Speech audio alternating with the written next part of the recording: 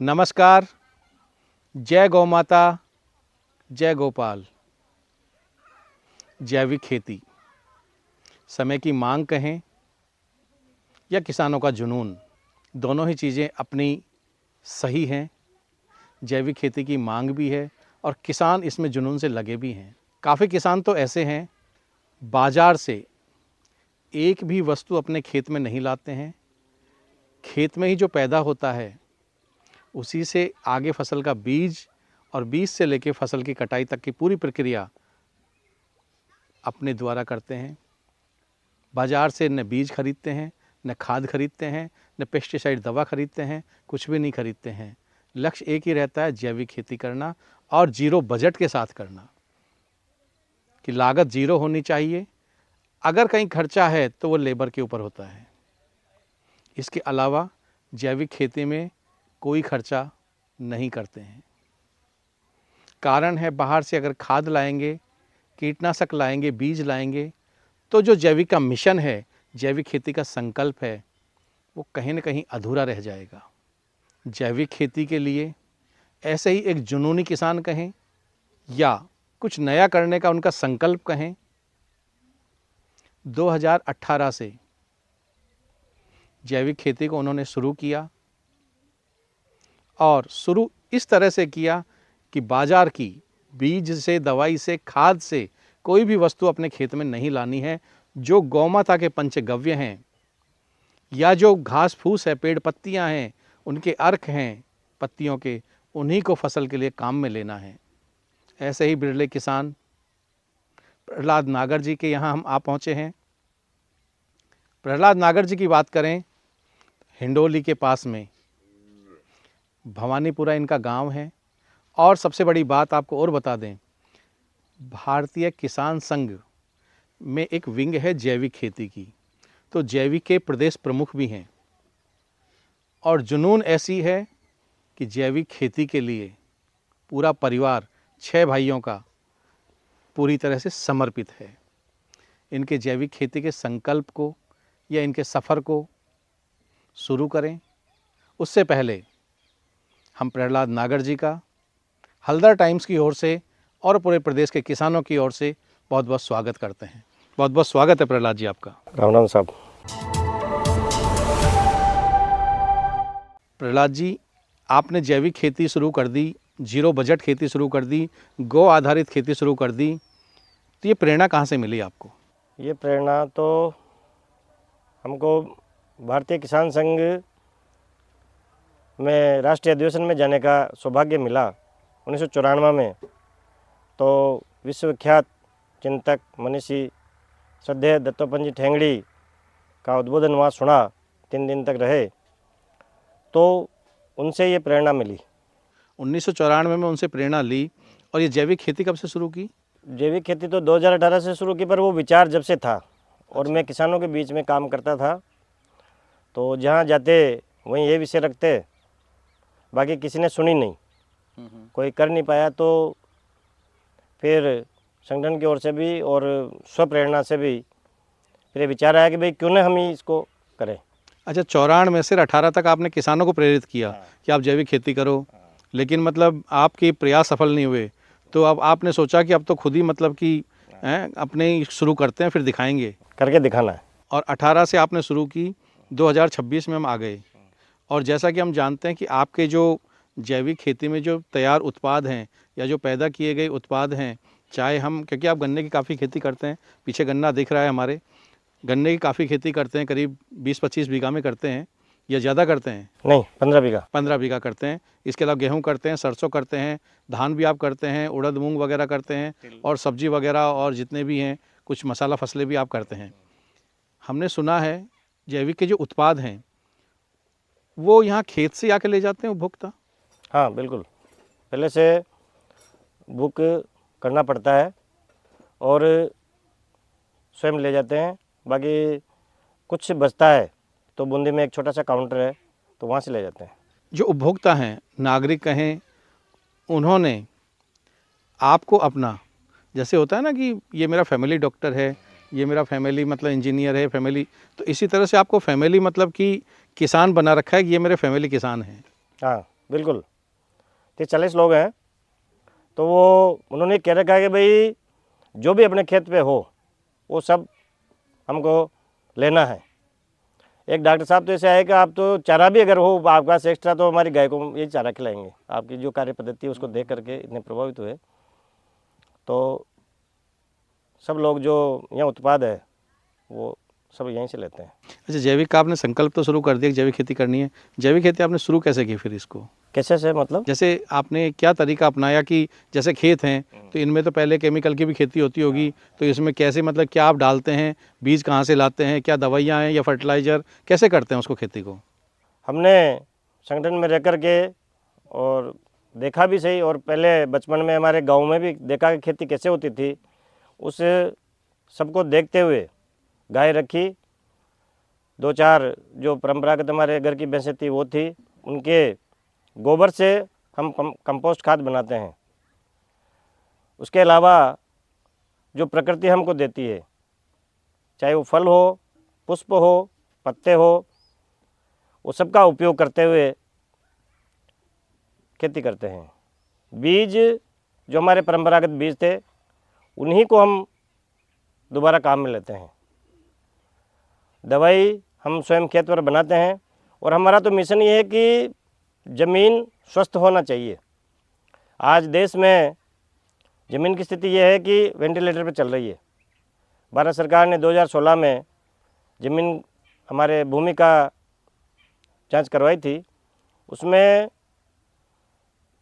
जैविक carbon minimum 1% होना चाहिए, लेकिन पूरे देश में कई गुना कम पाया गया। तो उस 2016 की जांच से भी हमको प्रेरित किया।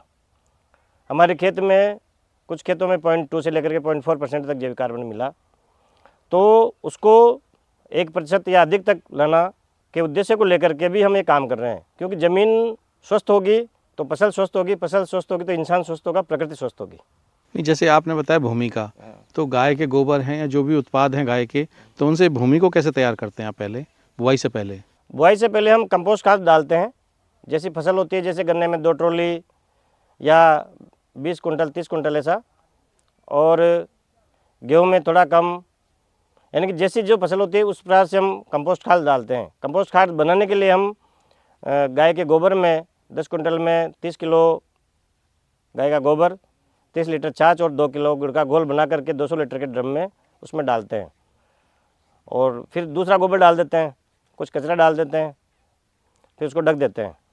इसके अलावा जो हमारे संसाधन उपलब्ध है, कई बार जैसे गन्ने का रस डाल दिया, अभी चरखी चल रही है तो गन्ने का मेल डाल दिया पानी मिला करके, तो उसको कंपोस्ट खाद बन जाता है। उसको हम उसमें डालते हैं, और प्लस ज़मीन में रोग नहीं आए उसके लिए हम पत्तों का रस बनाते हैं। पत्ते जो हमारे आसपास जो प्रकृति ने दिए हैं, आक, नीम, धतूरा, अड़ूसा, गिलोय, जो भी मिल जाता है उसको डालते हैं। उसका रस बना लेते हैं डोल में घोल करके, और फिर उसको पिलाई के साथ देते हैं ताकि वो ज़मीन में कोई रोग नहीं आए। उसके बाद फसल बो दी तो प्रत्येक पिलाई के साथ में अलग अलग चीज़ देते हैं। जैसे कभी जीवामृत दे दिया, कभी हर्बल कुनाब जल दे दिया, कभी पत्तों का रस दे दिया, या हमारे जो घर में सरसों होती है उसकी खली के साथ बना लिया, गुड़ के साथ बना लिया, छाछ, दही, दूध, जो भी उपलब्ध हो घर में संसाधन उनके साथ बनाते हैं, और उसको प्रत्येक पिलाई के साथ अलग अलग चीज़ देते हैं। तो उससे हमारे ज़मीन में भी और फसलों में भी रोग में ज़बरदस्त न्यूनता आई, कमी आई। 2018 में आपने शुरू की जैविक खेती, पहली बार, पहले साल। तो जो परंपरागत खेती करते थे, पहले साल शुरू की जैविक खेती, तो उत्पादन में कोई फ़र्क आया था? हाँ, गिरावट आई। उसका कारण ये रहा कि बिना योजना के, बिना व्यवस्था के और बिना उसके हमने तैयारी के शुरू की, इसलिए कई सारी फसलों में तो लगभग आधी हुई, गेहूं में तो आधा ही हुआ। गन्ने में 30% की कमी आई। अब गन्ने में लगभग 80-90% तक कवर है, या कभी मान लो रासायनिक के बराबर भी कुछ खेतों में हो जाता है। वो प्रकृति के ऊपर भी निर्भर करता है। जैसे मान लो इस साल बरसात ज़्यादा हो गई तो इस साल थोड़ा कमज़ोर है। बाकी पहले साल ही मतलब कमी आई थी। हाँ, अब धीरे धीरे वो रिकवर हो रही है, धीरे धीरे रिकवर हो रही है, बिल्कुल। अच्छा, हमने ऐसा सुना है कि 2021-22 तक जब जैविक खेती आपने शुरू की तो आमदनी भी आपकी जितनी थी वो अब आमदनी भी दोगुना हो चुकी है। हाँ बिल्कुल बिल्कुल हो चुकी। हर फसल की रेट हमको डबल मिलती है। जैसे गुड़ बाज़ार में 50 रुपये किलो बिकता है, 40 पे 50, हमारा 100 रुपये किलो बिकता है। अच्छा। गेहूँ बाज़ार में ग्रेडिंग वाला 30 रुपये किलो के आसपास बिकता होगा, तो हमारा पिछले साल 6 था, इस साल और बढ़ाने का विचार है। सरसों का तेल हमारा 300 रुपये लीटर बिकता है और लाइन से बिकता है। हल्दी हमारी 100 रुपये किलो बिकती है, और जैसे मान लो इसको सुखा करके चिप्स बना के सुखा के बेचते हैं तो 400 रुपये किलो बिकती है। किसान तो इसी में रहता है कि जैविक तो पैदा कर लेंगे, मार्केट कहाँ मिलेगा, और आप बता रहे हैं कि हमारे तो इस रेट पे बिकता है। वो इसमें कई सारी बातें हैं। किसान, मैं तो मेरी प्रैक्टिकल बताता हूँ कि हमने तो एक नियम बनाया कि भाई बाजार रहित खेती करनी है। मैं आपकी बात में थोड़ा सा वो संशोधन करूँगा कि जीरो बजट तो इसको नहीं कहेंगे, क्योंकि हम घर से बेसन डालते हैं, खल डालते हैं, गुड़ डालते हैं, तो घर की कई सारी वस्तुएं इसमें डलती है, घी तक डालते हैं, दूध दही छाछ, तो लागत आती है। दूसरा, पूरे परिवार वाले इसमें लगते हैं, छोटे बच्चे से लेकर बड़े तक कोई ना कोई काम करना पड़ता है। तीसरा, जैसे निंदाई है, गुड़ाई है, तो कुछ कृषि मित्रों को भी बुलाना पड़ता है, जैसे भी गुड़ बनाने के लिए है। तो बाजार आधारित लागत नहीं हुई, यूँ कहेंगे, या कंपनी आधारित लागत नहीं है। हाँ, मतलब बाजार के ऊपर आपकी खेती निर्भर नहीं है। नहीं, बिल्कुल नहीं है। बाजार से कुछ नहीं लाते, केवल हमारे खेत के जो पैदा होता है वो देते हैं। अच्छा, पैदा होने के बाद में जैसे कि आपके यहाँ पे आपने अभी गेहूँ लगा हुआ है, गन्ना चल रहा है, अभी चरखी भी चल रही है, आपकी गुड़ भी तैयार हो रहा है, तो गुड़ को लेने के लिए यहीं आते हैं या आप सप्लाई करते हैं? नहीं, जो आसपास के बूंदी कोटा तक के वो यहाँ आ जाते हैं। कई बार जयपुर से भी आ जाते हैं, बारन तक से भी आ जाते हैं, और जो बहुत दूर के लोग हैं वो एक बार आकर के देख करके फिर हम फ़ोन कर देते हैं तो डाल देते हैं। अच्छा, ये जो अभी मार्केट में हमने देखा है, ऐसी चर्चा हमने सुनी है कि जो गुड़ है वो ये असली गुड़ तो खा ही नहीं रहे हैं लोग, तो इसमें कितनी सच्चाई है? अब ये तो आप जानो या पत्रकार लोग जाने, सरकार जाने, उस पर तो मैं टिप्पणी नहीं करूँगा, पर फिर भी जो गुड़ है, मेरा इतनी सलाह है कि गन्ने से बना हुआ गुड़ खाना चाहिए। हाँ, क्योंकि आजकल देखा जा रहा है कि जो चीनी मिल हैं उनका जो वेस्ट निकलता है उसको लाके और कुछ मतलब कि सोप स्टोन पता नहीं क्या क्या मिला के और उसको तैयार कर लेते हैं, और वो 30, 35, 40 रुपये में बेच रहे हैं, और सस्ते में आम नागरिक फंस जाता है, और वो कहीं ना कहीं एक स्वास्थ्य के साथ खिलवाड़ है। खिलवाड़ है, बिल्कुल। वो सभी वस्तुओं में है, वो तो गुड़ के साथ साथ सभी में है। आजकल अपन मीडिया पे भी देखते हैं, अखबारों में पढ़ते हैं, रोज़ की खबरें हैं ये तो।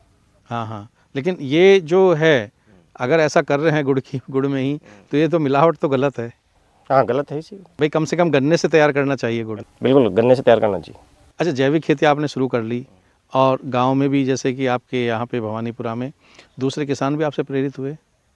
हाँ, हुए हैं 4 किसान बाकायदा लाइसेंस लेकर के, वो एक एक खेत कर रहे हैं, पूरी ज़मीन नहीं कर रहे हैं, 4 किसान एक एक खेत करते हैं।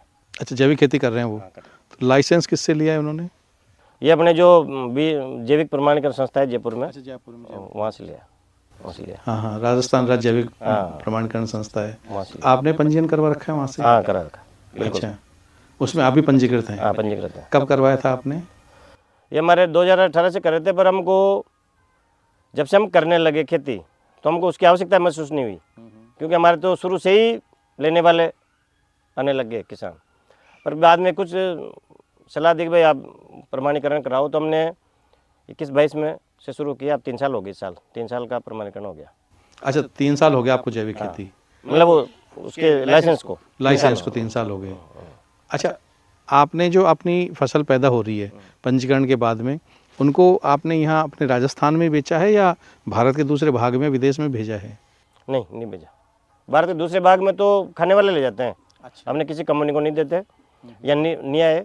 कंपनी वालों के फ़ोन आते हैं, पर हमने अभी तक दिया नहीं, क्योंकि वो क्वांटिटी ज़्यादा मांगते तो हमारे पास इतनी है नहीं, यहीं बिक जाता है। कंपनी वालों को कौन सी फसल के लिए आए आपके पास? गुड़ के लिए भी आए, विशेषकर गुड़ के लिए आए। गुड़ के लिए आए? तेल के लिए भी आए, फ़ोन ऑन आए ही नहीं, यहाँ पे कोई फ़ोन आते हैं बस कि हमें दे दो, हमें दे दो, पर है ही नहीं अपने पास इतना। हाँ, जितना है उतना आपके मतलब क्लाइंट कस्टमर वो फिक्स हैं? हाँ, वो ले जाते हैं, बिल्कुल। अच्छा, ये जो पैदा हो गया आपका, चाहे अपन गेहूं कहें, सरसों का तेल कहें, गुड़ कहें, पैदा होने के बाद में आपने इसका कहीं परीक्षण भी करवाया है? हाँ, हमने जनवरी 2022 में गुड़ का लैब टेस्ट कराया था।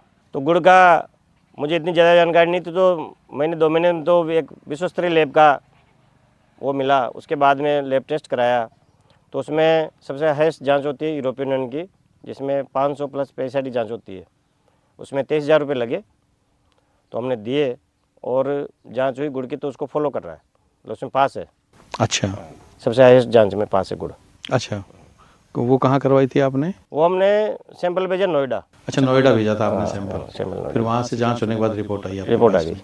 अच्छा, ये जो गुड़ की आप खेती कर रहे हो, गन्ना पैदा कर रहे हो, फिर गुड़ तैयार कर रहे हो, इसका पूरा प्रोसेस क्या है आपका? पूरा प्रोसेस तो जैसे हमारा ये बीज है, इसी में से बीज रख लेते हैं। फिर जब खेत खाली होता है तो खेत की तैयारी करते हैं, उसमें अपने जो गाय का गोबर से खाद बनाई हुई वो डाल के फिर गन्ने को काट करके उसका बीजोपचार करते हैं। बीजोपचार में गाय का ताज़ा गोबर, गौमूत्र, पत्तों का रस ऐसे एक कड़ावा में डाल करके गन्ने को काट करके उसमें डालते हैं और फिर निकाल करके थोड़ा सूखा करके फिर उसमें लगाते हैं ज़मीन में। और उसके बाद में जब पिलाते हैं तो कुछ ना कुछ देते हैं उसमें। अच्छा, जब पानी आप चलाते हैं उसमें, पानी पिलाते हैं फसल को, तो पहले से तैयार रखते हैं वो। जो भी पोषक तत्व हैं या गौमूत्र, पंचामृत वगैरह जो दवाइयों का अर्क वगैरह है पत्तियों का, वो सब देते हैं आप? हाँ, हमारा सिस्टम ऐसा है कि जैसे गेहूं में जितनी पिलाई होती है 4 या 5, तो उसमें हर बार अलग अलग चीज़ दी जाती है। और गन्ने में भी यही है, जैसे मान लो 8 से 10 बार पिलाई होती है। कई बार बरसात ज़्यादा हो तो कम भी हो जाती है, तो उसमें हम ये सब देते हैं अलग अलग चीज़। अच्छा, गन्ना आप जैसे बड़ा हो गया, फिर उसके बाद क्या प्रोसेस होता है? बड़ा हो गया तो वो उसकी उसमें खरपतवार नहीं होने के लिए निंदाई भी करते हैं मैनुअली, और बैल से हल निकालते हैं, तो उसमें उसका निंदाई का भी काम हो जाता है और खरपतवार भी निकल जाती है, दोनों काम होते हैं उसमें। फिर उसके बाद में स्प्रे करते हैं। स्प्रे भी यही पत्तों का रस, ताज़ा गोबर का रस, गौमूत्र जो भी उपलब्ध हो उसका स्प्रे करते रहते हैं। जब समय मिलता है तो स्प्रे करते रहते हैं। बड़ा होने के बाद में भी एक हमने स्प्रेयर मशीन ला रखी है, तो हेलमेट लगो करके ऐसा स्प्रे करते हैं। हमारे किसान भाइयों से कहना चाहूँगा कि जो गन्ने में टॉप बोरर की समस्या है, इल्ली लगती है उसमें, वो कई बार मक्का में भी लगती है या जो अन्य फसलों में भी लगती है, उसमें हमारे तंबाकू का विशेष प्रयोग किया हमने और उसके ज़बरदस्त सफलता मिली। तंबाकू जो ये मतलब बड़े बुजुर्ग खाने के काम में आती है? हाँ, वो बाजार में मिलती है, उसका जो कचरा वेस्टेज जो रहती है वो सस्ती मिल जाती है। तो उसको तो हमने तो लगा भी लिया था, इस साल नहीं है, बाकी हमने तो यहीं पैदा कर ली थी। चलो। अच्छा, तो उसको कैसे प्रयोग करते हैं आप? टॉप उसको बोरर पानी में गिला दो, मटकी में तंबाकू गिला दो, और जो अन्य जो पत्तों का रस है जब आप टंकी में भरो तो थोड़ा सा 1 लीटर उसमें से डाल लो और पानी के साथ स्प्रे करो उसका। अच्छा, फसल पे स्प्रे करना है हाँ, उसका? स्प्रे करना है। जो जिसमें इल्ली लगती है, अच्छा, जैसे चने में भी लगती है वो चीज़, तो उसमें ज़बरदस्त उसका जहाँ भी इल्ली लगती है हाँ। तो उसमें तंबाकू का जो रस है वो काम करता है? काम करता है। दूसरा हमने किया ताज़ा गोबर का रस, वो भी बहुत सफल प्रयोग रहा। ताज़ा गोबर का रस को पानी के साथ चलाया या स्प्रे किया? पानी के साथ तो चलाते ही हैं, हाँ हाँ। उसके अलावा ताज़ा गोबर को पानी में घोल करके और उसको कपड़े में छान लो और थोड़ा सा और ज़्यादा पानी मिला करके डाइल्यूट करके उसको फिर स्प्रे करते हैं। अच्छा वो पोषण का भी काम करेगा, रोग में भी काम करता है, दोनों में। अच्छा, गन्ने में या आपके गेहूं में, हाँ, सभी में। सरसों में, इनमें दीमक भी लगती है? हमारे लगती थी। अच्छा, जब हमने फर्स्ट में गन्ना लगाया 2020 में, हाँ, तो ज़बरदस्त रोग आया, दीमक भी लगी और भी कई सारे रोग आए। तो हमने बस ये जो पत्तों का रस है वो दिया और दीमक में विशेषकर हींग का प्रयोग किया हमने।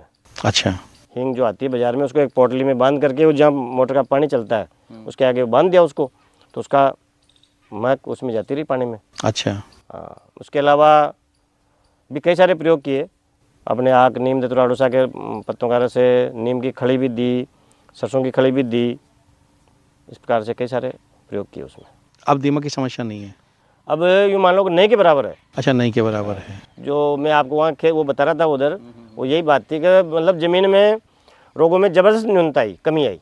क्योंकि हम देखते हैं कि दीमक का जो भोजन है वो सूखी जड़ें, पत्तियां हैं, और गन्ने में तो जैसे गन्ने को हटाने के बाद छिलके विलके वहीं पड़े रहते हैं, तो सूखने के बाद दीमक लगने की संभावना रहती है। हमारे फर्स्ट में लगाया जब, तो वो तो गिले उसको पौधे को खा जाती थी।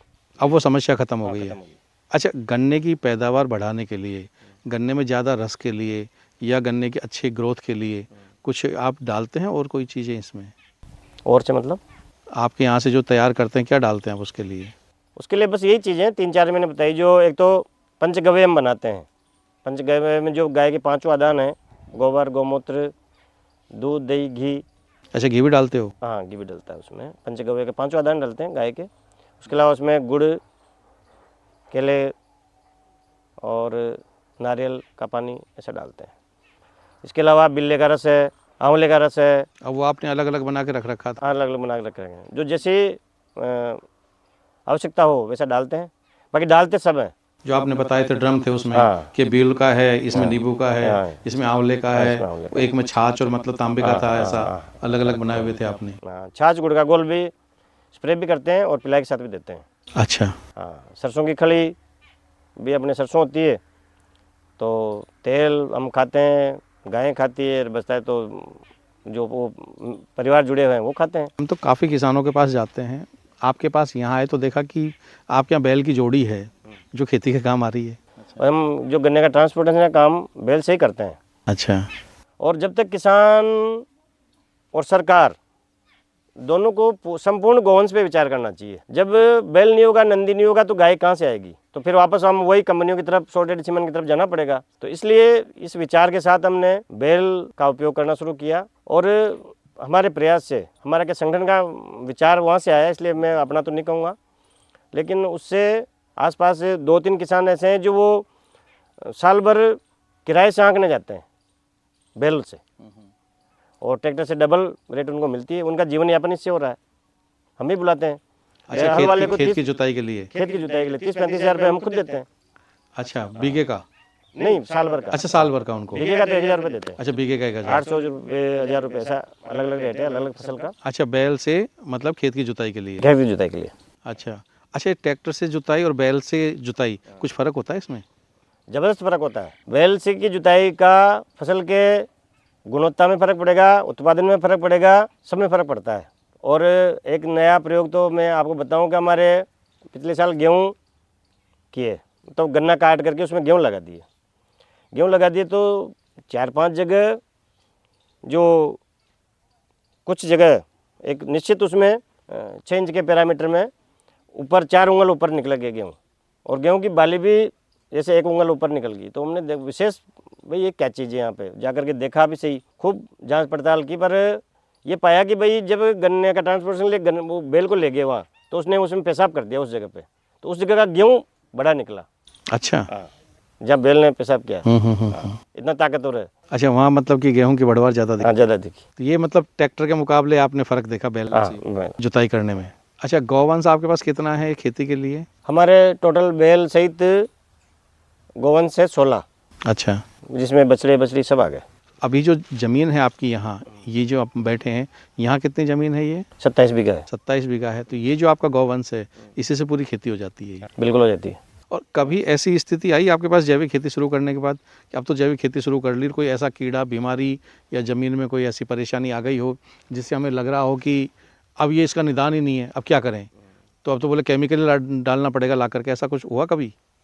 जब फर्स्ट में हमने गन्ना लगाया तो इतना अनुभव नहीं था, तो हमारे वो गन्ना नीचे से भी सूखे और ऊपर से भी सूखे। तो थोड़ा छोटा मोटा प्रयास जो हमारे जितना अनुभव था उतना किया, बाकी सफलता नहीं मिली।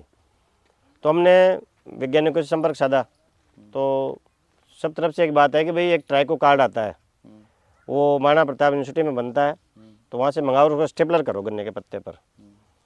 तो लॉकडाउन था तो सब बंद थे, तो उस विपरीत परिस्थिति में फिर हमने यहाँ ही सब प्रयोग किए, तो सफल रहे उसमें। अच्छा, मतलब कभी कभी विपरीत परिस्थिति भी सकारात्मकता लाती है। तो ट्राइको कार्ड में तो आज तक देखा ही नहीं क्या होता है।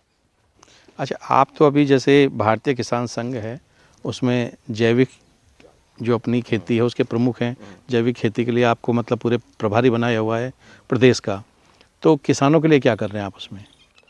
हम किसानों के लिए प्रदेश स्तर का अभ्यास वर्ग लगाया था पिछले साल, प्रांत स्तर पर भी लगते हैं, और जोधपुर में तो 2022 में हम सितंबर 2022 में प्रत्येक जिला केंद्र तक गए थे, गंगानगर से लेकर के बाड़मेर तक। हमारे जो हुक्म जी पाटीदार पद्मश्री हैं वो और हम दोनों साथ थे, और वहाँ के स्थानीय कार्यकर्ता तो थे ही सही। तो प्रत्येक जिला केंद्र पर 1 दिन का प्रशिक्षण शिविर किसान संघ ने लगाया था और अभी भी सतत चलता है ये काम किसानों के बीच में। अच्छा, किसानों को जैविक खेती के लिए प्रेरित करना, ये आप कर रहे हैं अभी। तो साल में कितनी मतलब गोष्ठियाँ, मीटिंग या संवाद हो जाते हैं किसानों से? वो तय तो नहीं है, पूरा फिक्स तो नहीं है, बाकी फिर भी प्रदेश स्तर पे, प्रांत स्तर पे, जिला स्तर पे कार्यक्रम होते रहते हैं हमेशा। और वैसे भी जैसे जैविका अलग से नहीं हो, तब भी किसान संघ में तो सब कार्यक्रमों में जैविक की बात होती है। एक सत्र अलग से जैविका होता है, चाहे अभ्यास वर्ग हो, संगठन का ही हो बोली से, तो एक जैविक अलग से सत्र होता है उसमें।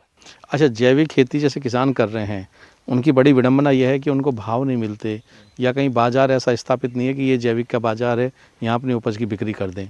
तो उसके लिए भी कोई सुझाव आप सरकार को दे रहे हैं?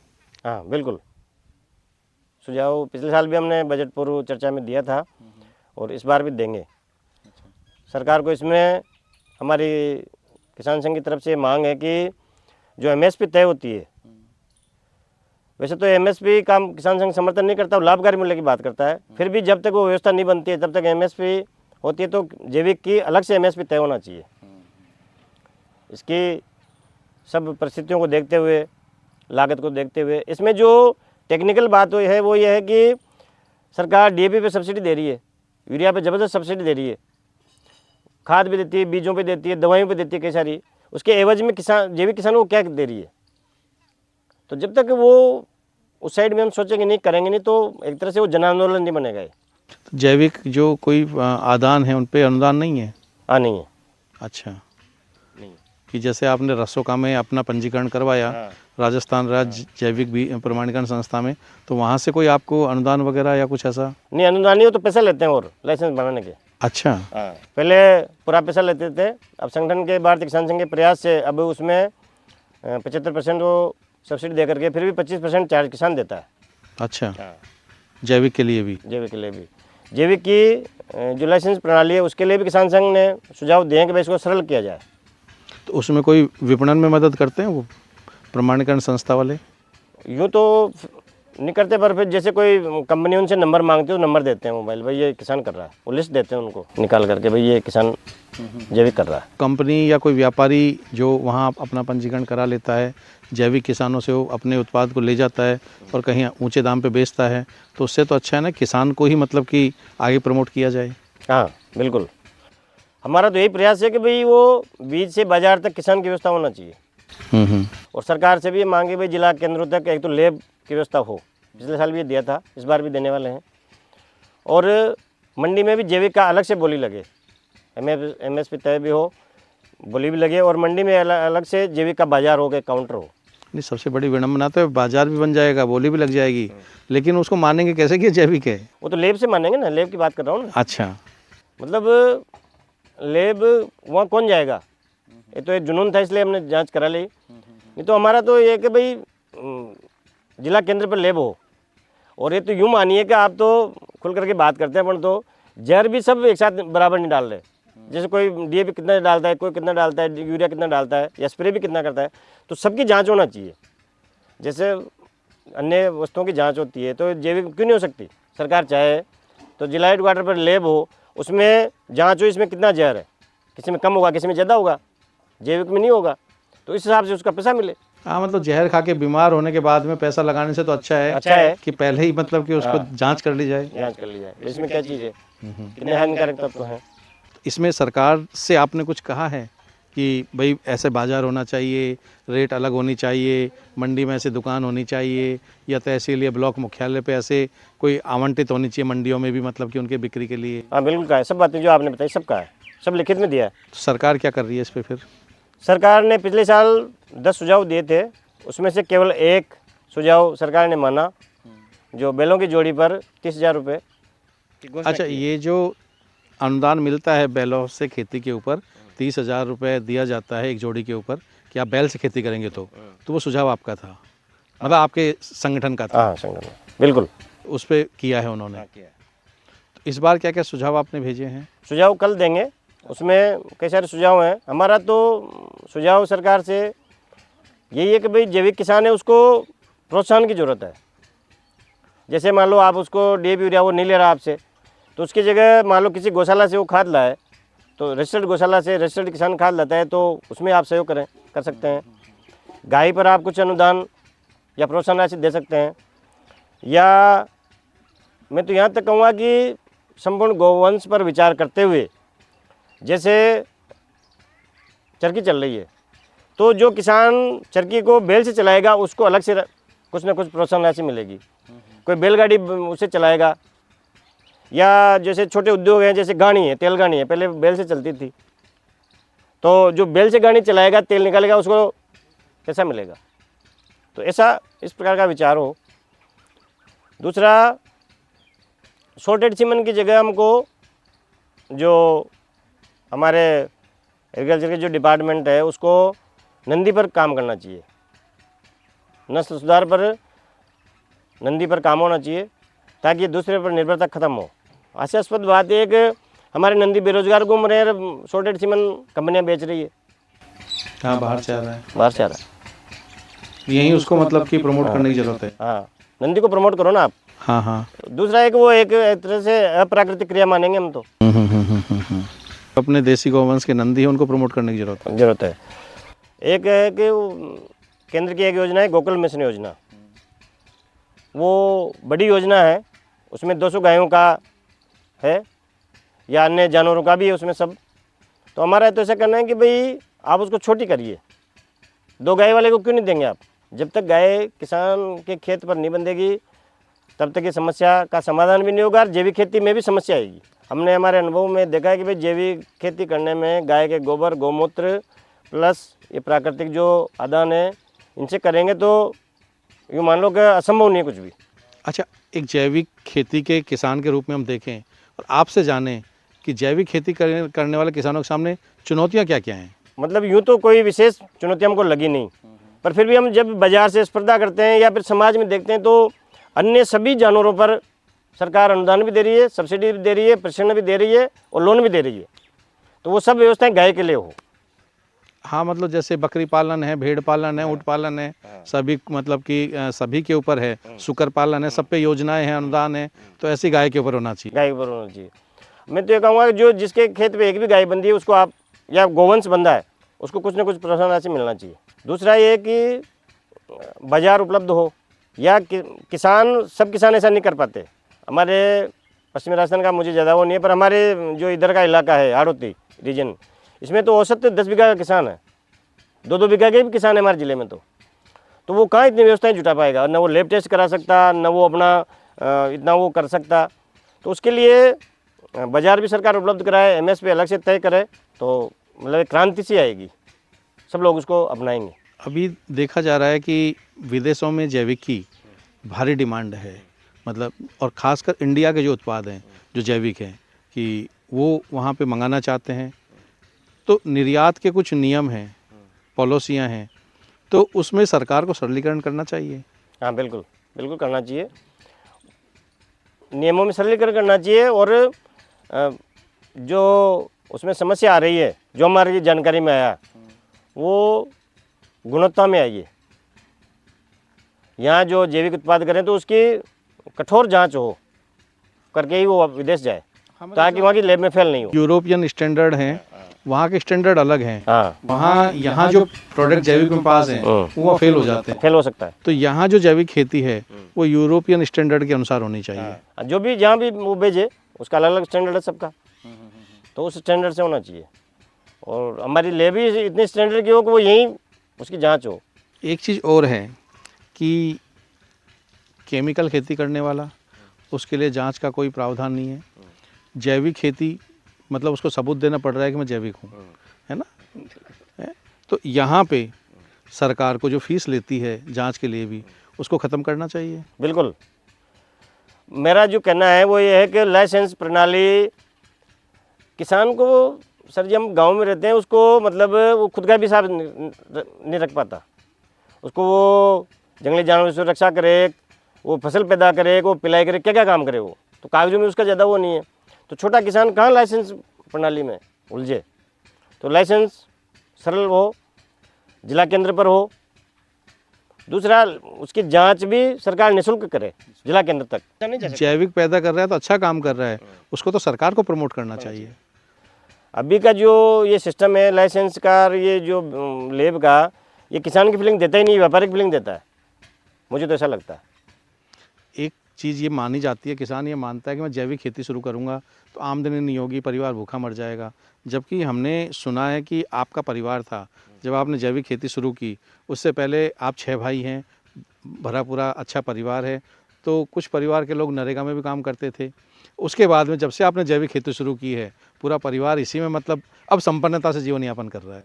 बिल्कुल, जाते थे कुछ लोग, बाकी जब से जैविक खेती करने लगे, जब समय नहीं मिलता, हम सारे घर वाले 12 महीने इसमें काम करते हैं, और जब हमसे नहीं हो पाता तो और अन्य कृषि मित्रों को बुलाते हैं, निंदाई गुड़ाई के लिए भी, गुड़ बनाने के लिए भी बुलाते हैं। बिल्कुल, और स्वास्थ्य की दृष्टि से, आर्थिक दृष्टि से और मानसिक दृष्टि से संतुष्टि हुई। टीवी पे कुछ लोग देखेंगे अभी इंटरव्यू में तो कहेंगे, बोले प्रहलाद जी तो मतलब बढ़िया सफ़ेद कुर्ते पजामे में बैठे थे जैकेट पहन के, तो वो तो किसान कहीं से लग ही नहीं रहे थे हमें। तो उनको भी एक संदेश क्या दोगे आप? ये आज सर जी का फ़ोन आ गया था सुबह, इसलिए ये ड्रेस पहनी, नहीं तो खेत की ड्रेस अलग है, ये तो मेरे प्रवास की ड्रेस है। हाँ हाँ, जब मैं बाहर जाता हूँ अपने संगठन के लिए जब प्रवास पे जाते उसकी हैं। ड्रेस है, यहाँ की तो अलग ड्रेस है, इसलिए ये पहनी है। यहाँ तो दिन भर काम करना पड़ता है, सुबह 6 बजे 7 बजे आना पड़ता है और शाम को 8 बजे तक यहीं रहता हूँ। और मेरा जो किसानों को ये संदेश है कि थोड़ा सा मन को कठोर दृढ़ निश्चय करके हम लगेंगे तो कुछ भी नहीं है असंभव। केवल इतना है कि जैसे कर्मचारी है वो 8-10 घंटे अपनी नौकरी पर रहता है, कोई व्यवसायी है वो 10-12 घंटे दुकान पर रहता है, तो किसानों को खेत पे रहने की ज़रूरत है। हाँ, उसको भी अपनी नौकरी करनी है, ये नौकरी मान लेनी चाहिए खेती को।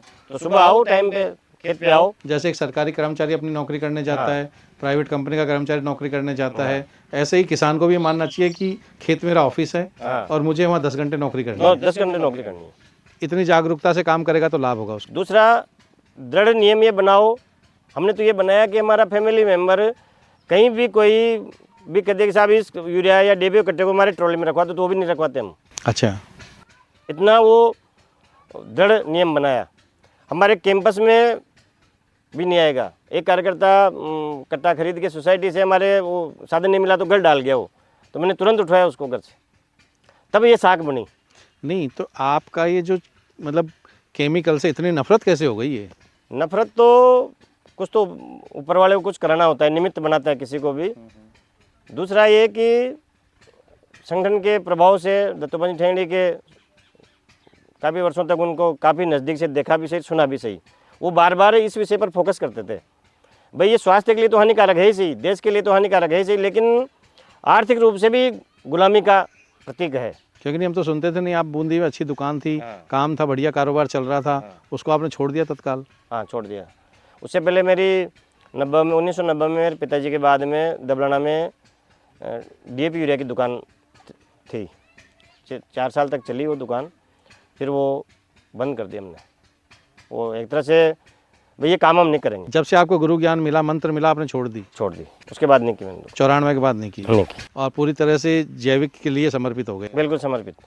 और किसान संघ में काम करने लगा, घूम घूम के लोगों को इसे जोड़ने लगे, जैविक पे भी और किसानों की जो अन्य समस्याएं हैं उसमें भी लोगों को जागरूक किया, पूरे ज़िले में प्रवास किया। तो अभी सीधे तौर पे पूरे प्रदेश से, राजस्थान से अपन देखें तो जैविक खेती करने वाले कितने किसान आपसे जुड़े हुए होंगे? संगठन से, किसान संघ से एग्जैक्ट आंकड़ा तो मेरे पास नहीं है, पर फिर भी काफ़ी लोग जुड़े हुए हैं। और किसान संघ में तो हर दम, हर बैठक में, हर चीज़ में विचार बात होती है। और अब तो बहुत सारे लोग इसकी तरफ, किसी का विचार बना है, किसने 1 बीघे में शुरू किए, किसने 2 बीघे में, किसी ने 10 बीघे में, सभी ज़िलों में काम हो रहा है। और हमारा ऐसा प्रयास है कि भाई प्रत्येक ज़िले में एक तो उदाहरण के तौर पर एक केंद्र खड़ा हो, जैसे आपके यहाँ पे है। यहाँ ऐसा है, ऐसा प्रयास चल रहा है।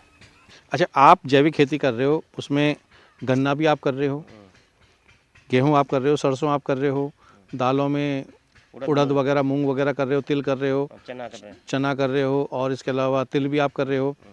तो इन सब क्रॉप्स में अपन देखें तो जैविक के हिसाब से सबसे अच्छी फसल कौन सी लगती है आपको? फसलें तो सब अच्छी है, लेकिन नहीं, जो आमदनी देने वाली हो अच्छी, आमदनी देने वाली, उसमें खर्चा कम हो, मतलब लागत यानी कि जो अपने लेबर कॉस्ट है, जो श्रमिक कॉस्ट है, वो कम से कम हो और उसमें मुनाफा या ज़्यादा ध्यान देने की भी ज़रूरत नहीं हो, रफ एंड टफ फसल हो और उससे पैसा अच्छा मिल जाता हो? वो तो गन्ना ही है, बाकी गन्ना बिना पानी के, बिना प्रकृति के उसके नहीं हो सकता। नहीं, ये तो आपके तो यहाँ क्लाइमेट गन्ने के हिसाब से सुटेबल है, तो आपके तो यहाँ गन्ना हो रहा है और दूसरी फसलें? नहीं, वो तो ऐसा तो तय नहीं कर सकते हम, क्योंकि प्रकृति का कोई भरोसा नहीं है। कभी बरसात बहुत ज़्यादा हो जाती है, कभी बरसात नहीं होती है, तो कम बरसात में तिल, उड़द, मूंग बढ़िया रहता है। बरसात ज़्यादा होती है तो फिर दूसरी फसलें करनी पड़ती है, धान करना पड़ता है, गन्ना करना पड़ता है। नहीं, गन्ने में तो आप बता रहे थे कि जहाँ बाज़ार में 40 रुपये किलो गुड़ मिल जाता है, आपके यहाँ 40 रुपये किलो तो कॉस्टिंग आती है उसकी? हाँ, बनाने की कॉस्टिंग आती है, बनाने की कॉस्टिंग आती है। अच्छा, तो ऐसा क्या करते हो बनाने में गुड़ को? गुड़ को बनाने में आपने देखा है कि उसको गन्ने को काटना पड़ता है, काटने के बाद में छीलना पड़ता है, फिर ट्रांसपोर्टेशन चरखी के आगे डालो, फिर उसके बाद में हमने 4 कृषि मित्र रख रखे हैं गुड़ बनाने वाले। वो 650 रुपये प्रति व्यक्ति लेता है और एक दिन में 5-5 किलो की 30 से 35 बेली बनती है। एक तो अच्छा, इससे ज़्यादा नहीं बनती? इससे ज़्यादा नहीं बनती। इसके अलावा डीजल का खर्चा है। इसके अलावा डीजल के अलावा अपने ये उसमें दूध डालते हैं, थोड़ा सा घी डालते हैं, और हम पाँचों भाई इसमें लगे रहते हैं। तो हमारी भी अगर लेबर जोड़ेंगे तो 200 रुपये आती है 5 किलो पे। सबकी लेबर जोड़ के बता रहा हूँ मैं। हाँ हाँ हाँ। जैसे वो हम भी तो काम कर रहे हैं खेत में। तो गुड़ में भी एक ही वैरायटी है, कुछ अलग अलग बनाया हुआ है आपने? अभी तो एक ही है, पर अलग अलग बनाते हैं। जैसे कभी सौंठ का बनाते हैं, काली मिर्च का, ऐसा ही बनाते हैं। और कभी ड्राई फ्रूट वाले भी हम नहीं बनाते, बाकी जैसे किसी ने ऑर्डर दिया तो वो बनाते हैं। उसमें वो जो बाज़ार से सामान लाते हैं उसकी जैविक की जिम्मेदारी उनकी है, मेरी जिम्मेदारी नहीं है, हमारी केवल गुड़ की जिम्मेदारी है बस। अच्छा, गुड़ में भी आप जो बिक्री करते हो 5 किलो, 1 किलो और थोड़े जो अपने बर्फ़ी के जैसे पीस आते हैं चौकोर, उस तरह का भी आप बना के बेचते हो? हाँ, तो सबकी एक ही रेट है, अलग अलग है? अलग अलग है। 5 किलो की 100 रुपये, 2 किलो की 210, 1 किलो की 110 और बर्फ़ी की 120 सिंपल गुड़ की है। अच्छा इसके अलावा सामान डालेंगे वो सब अलग है, अच्छा, फिर उसकी कॉस्ट अलग हो जाती है? अलग जोड़ के फिर उसको कर लेते हैं। अच्छा, खाली गुड़ी बना रहे हो या इसके आप शक्कर भी बनाते हो? नहीं, शक्कर नहीं बनाते, अच्छा, शक्कर नहीं बनाते। शक्कर नहीं बनाते, राब बनाते हैं केवल। अच्छा, राब बनाते हो? राब बनाते हैं, हाँ हाँ। राब ऑर्डर पे बनाते हैं, वो ले जाते हैं, वो भी 100 रुपये किलो बेचते हैं। हम्म। राब वो गुड़ बनने से 10 मिनट पहले का प्रोसेस है, उसको थोड़ा सा ढीला उतारते हैं तो वो राब बन जाती है। अच्छा, वो राब बन जाती है।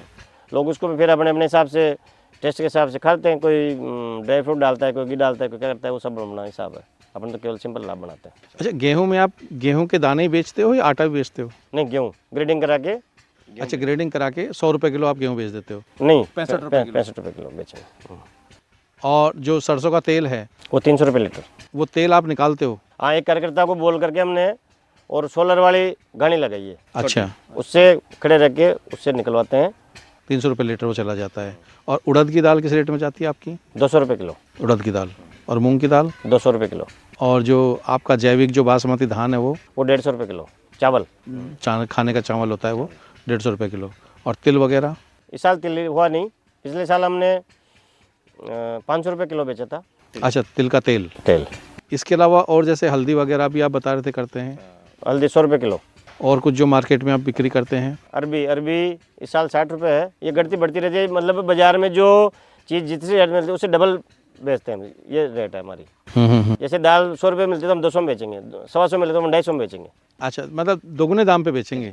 तो मोदी जी का जो विज़न है, मोदी जी का विज़न है कि किसानों की आमदनी दोगुना होनी चाहिए, तो जैविक से हो रही है आपकी? हाँ, होगी, बिल्कुल बिल्कुल रही है, आमदनी दोगुनी हो रही है, उसमें कोई दिक्कत नहीं है। और आम किसान भी अगर जैविक करता है आपके तरीके से हाँ, तो आमदनी उसकी भी दोगुना हो जाएगी? दोगुनी होगी, निश्चित रूप से होगी। उसके अलावा स्वास्थ्य में लाभ होगा। यूँ समझिए कि आम व्यक्ति जो खेती नहीं कर रहा है या जैसे जो रहा है उसको मॉर्निंग वॉक करनी पड़ रही है, वो जिम जाना पड़ता है, कुछ भी उठाना पड़ता है, तो मैं तो किसानों में ये कहता हूँ भाई वो मॉर्निंग वॉक कर रहा है, अपने खेत की मेड़ पे घूमो।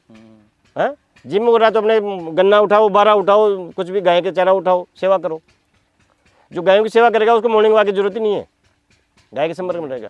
अच्छा, जैविक खेती के लिए कोई किसान जुड़ना चाहे और वो सोचता है कि मुझे भी जैविक खेती करनी है और आमदनी दोगुना करनी है, तो उसके लिए क्या करे किसान? उसके लिए मेरा तो यही कहना है कि भाई गाय पाले अच्छी नस्ल की, और गाय का जो दूध है वो तो एक तरह से बोनस है, उसके गोबर गौमूत्र और आदान से खेती करे और अपना बाजार विकसित करें खुद का। वो जो ये बाजार वाली जो समस्या है, ये इसमें शाख बड़ी जिम्मेदार है। लोगों को ये विश्वास दिलाना पड़ेगा कि भाई ये 100% जैविक है, तो उसको दिक्कत नहीं आएगी, वो अपने आप डबल हो जाएगी उसकी। मेरा एक मानना है, अगर आम उपभोक्ता चाहे वो शहर में हो, गांव में हो, कस्बे में हो, कहीं भी हो, और जैसे आप जैसे जो जैविक खेती करने वाले किसान हैं, इनसे जुड़ के आपसे 200 के व्यक्ति जुड़ गए, आपके गांव में जुड़ गए, 50 तहसील पे जुड़ गए, ज़िले पे जुड़ गए, ऐसे 200 लोग जुड़ गए। खरीफ हो, रबी हो या जायद हो, जो भी फसल हो, जो भी आपके उत्पाद हों, वो सीधे ही आपसे बुक करवा दे कि इतना इतना मुझे हमें दे देना। तो इससे जैविक खेती बढ़ेगी या घटेगी? नहीं, बढ़ेगी।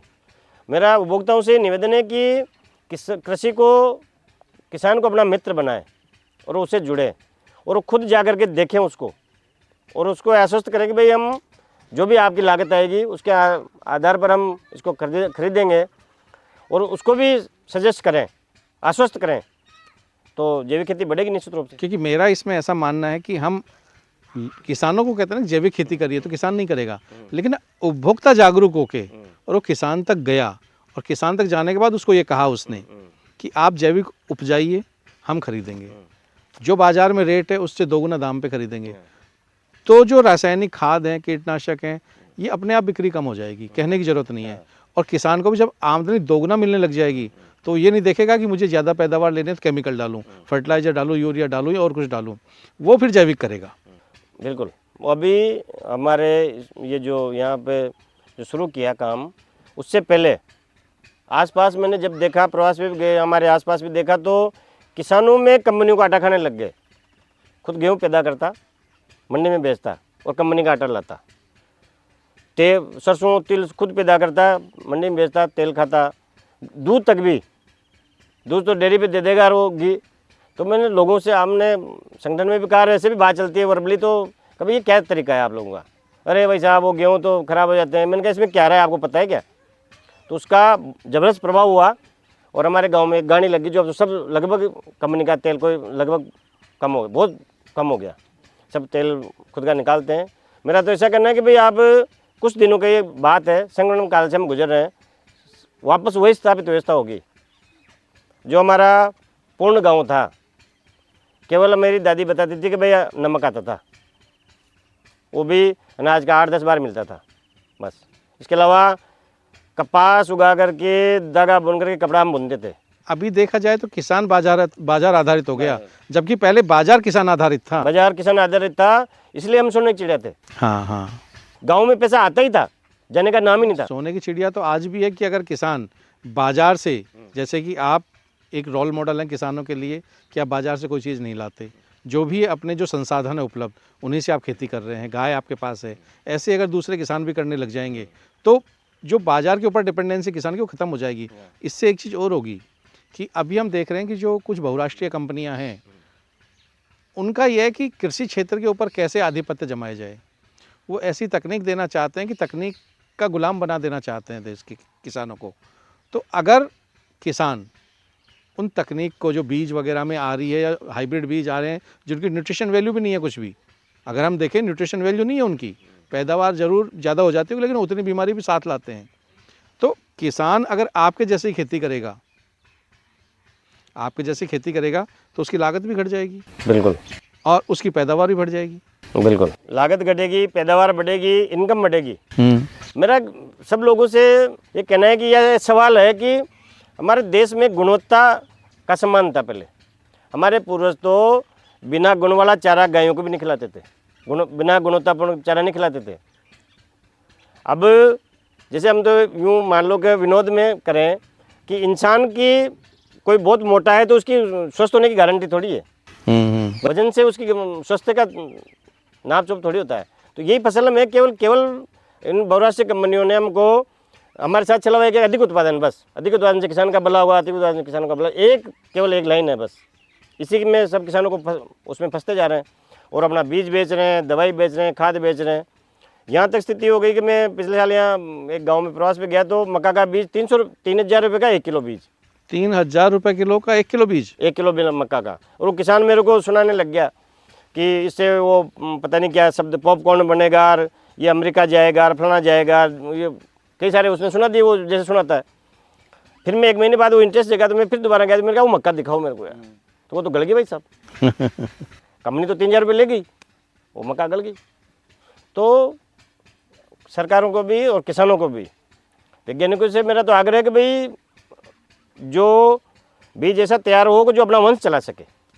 प्रकृति का नियम है, इंसान से इंसान पैदा होना चाहिए, तो बीज से बीज तैयार होना चाहिए, उन्नत बीज होना चाहिए, अधिक उत्पादन वाला होना चाहिए, सब सही बातें हैं। लेकिन उसकी गुणवत्ता के साथ कंप्रोमाइजन, उसकी न्यूनतम गुणवत्ता बनी रहे। आलू में आलू की गुण तो हो, गेहूँ में गेहूँ का गुण तो हो, मक्का में मक्का का गुण तो हो, तब मक्का है। वो शकल से थोड़ी है मामला उसका। आखिरी एक सवाल, किसान संघ में जैविक प्रमुख के रूप में भी आप काम कर रहे हैं और जैविक खेती भी कर रहे हैं, किसानों को लिए कोई एक संदेश देना हो तो क्या देंगे आप? मेरा तो यही है कि अभी जो ये भागम भाग है, पश्चिमी विचारों की जो अंधी दौड़ है, इससे बाहर निकल करके जो हमारा जन्म किसानों के परिवार में हुआ है, हमको किसान बनाया है ऊपर वाले ने, तो गौपालन करते हुए, देसी गाय पालते हुए, उसका आदानों से खेती करें, तो इस मातृभूमि को, गाँव को, परिवार को और देश को स्वस्थ और आत्मनिर्भर बनाएं। तो किसान भाइयों, देखा आपने, यह थे प्रहलाद नागर जी। 2018 से जैविक खेती से जुड़े हैं और 2026 तक आप पहुँचे हैं। सारांश रूप में यही है कि जैविक खेती अगर कोई किसान करता है तो निसंदेह अपनी आमदनी दोगुना कर सकता है, क्योंकि जिस दर पर अपनी कृषि उपज को वो बिक्री कर रहा है, उससे 2 गुना 2.5 गुने दाम तो उसको वैसे ही मिल जाने हैं। दूसरा, शहर काफ़ी बढ़ गए हैं, लोग पैसा खर्च करना चाहते हैं, खाने के लिए अच्छी चीज़ें नहीं मिल रही हैं। तो आपको भी ऐसे 100, 200, 250 परिवार जोड़ने होंगे अपने साथ, जिनको आप साथ लेकर के चल सकें। वही परिवार आपके खेत पे भी आएंगे, आपकी खेती को भी देखेंगे और आपकी उपज को भी खरीद लेंगे। महत्वपूर्ण बात प्रहलाद नागर जी ने कही है कि सरकार को जिस तरह से दूसरी योजनाओं में अनुदान दिया जाता है, दूसरे पशुपालन के लिए अनुदान दिया जाता है, उसी तरह से गाय को लेकर की अनुदान का सरलीकरण किया जाना चाहिए, ज़्यादा से ज़्यादा अनुदान दिया जाना चाहिए। इसके साथ साथ में महत्वपूर्ण सुझाव इनका यह भी था कि जो कृषि उपज मंडियां हैं, ज़िले हैं, तहसील हैं, वहाँ पर जैविक के बाज़ार स्थापित होने चाहिए और वहीं पर जैविक की जांच की ऐसी तकनीक कि जिससे आम उपभोक्ता विश्वास कर सके, वह भी मशीन ऐसी कोई तैयार हो जो वहाँ लगाई जानी चाहिए, या ऐसा कोई सर्टिफिकेट हो जो उसको दिया जाना चाहिए, या सरकार के द्वारा ही ऐसी दुकानें खोली जाएं जहाँ पे जैविक उत्पाद की बिक्री हो, जिससे आम उपभोक्ता आसानी से उसको खरीद सके। इसके साथ साथ में महत्वपूर्ण बात इन्होंने यह भी कही है कि जैविक खेती करने वाले किसानों को विशेष प्रोत्साहन मिलना चाहिए। कैसा लगा आपको यह प्रोग्राम, हमें ज़रूर बताइएगा। बहुत बहुत धन्यवाद।